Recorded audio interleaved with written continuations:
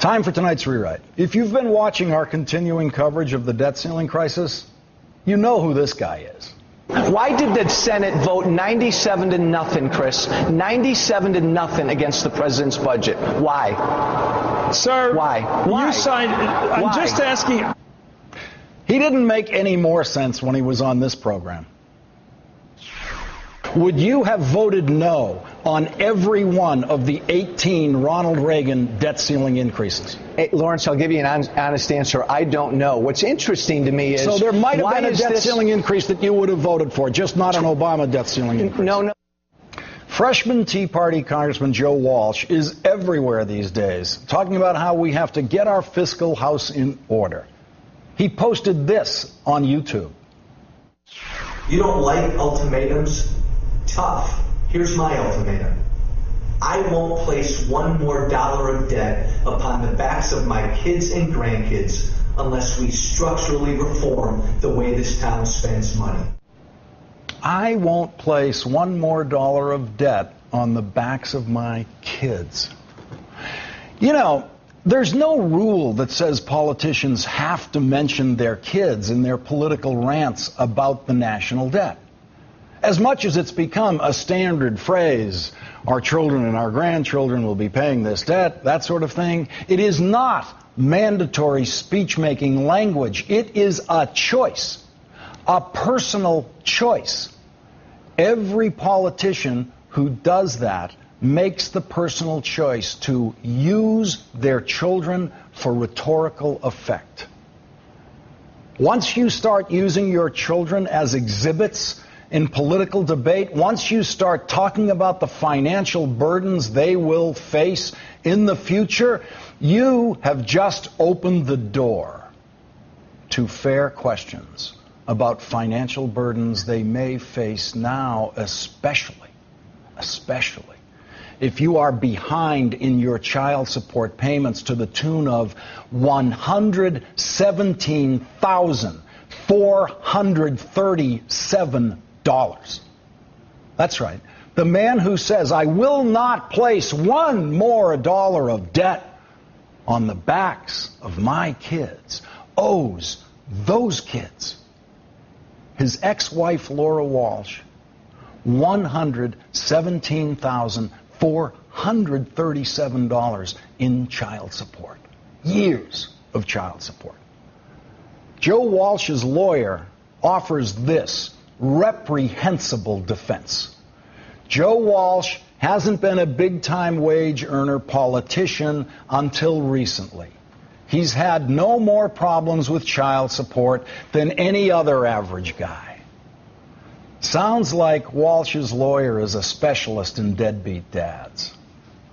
Joe Walsh's lawyer, the champion of average guys and deadbeat dads everywhere, cannot explain why the supposedly financially struggling Joe Walsh was able to loan his 2010 congressional campaign $35,000.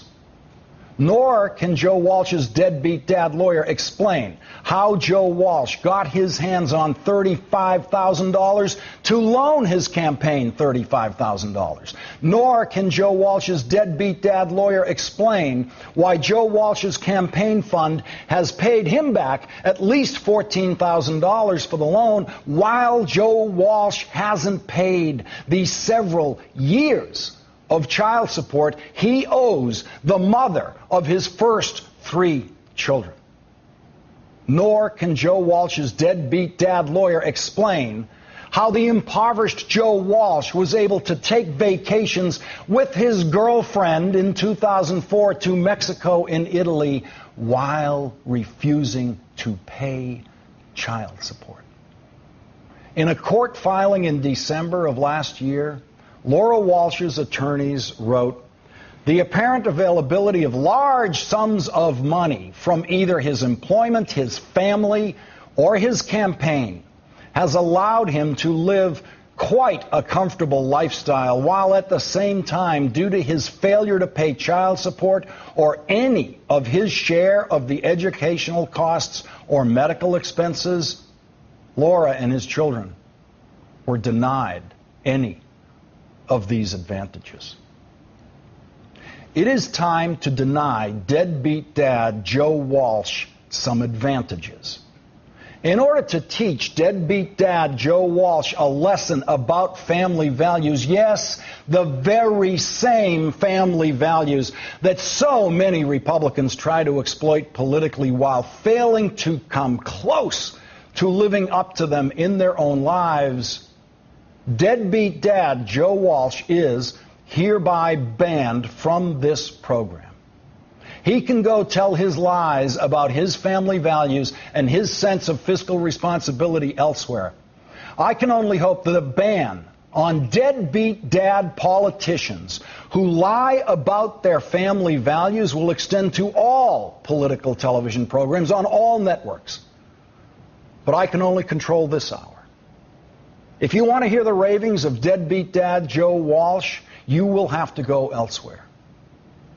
Here is how any decent set of family values should guide a father who owes child support. First, pay whatever amount is legally agreed to or ordered by a court, and then constantly offer whatever additional help you can afford. Yes, buy the kids a new computer even though the court order says you don't have to, because you can do it. And because they're your kids. Do it because it's the right thing to do. Do it because you're not trying to get away with doing the least you have to do legally. You're trying to do the most you can do. That's what being a father is, doing the most for your children every day in every way that you can. Now, I will welcome deadbeat dad Joe Walsh back on this program on the night when he has done his duty to his first 3 children, and the mother of those children, Laura Walsh, certifies that Joe Walsh has made good on his child support debt of $117,437.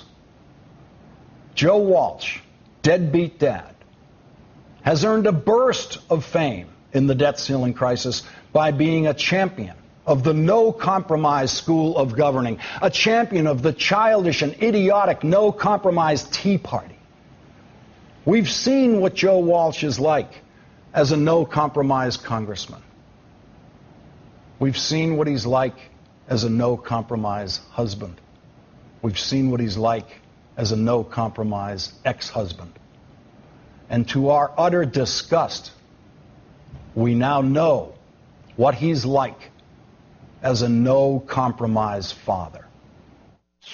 I won't place one more dollar of debt upon the backs of my kids. I won't place one more dollar of debt upon the backs of my kids. I won't place one more dollar of debt upon the backs of my kids.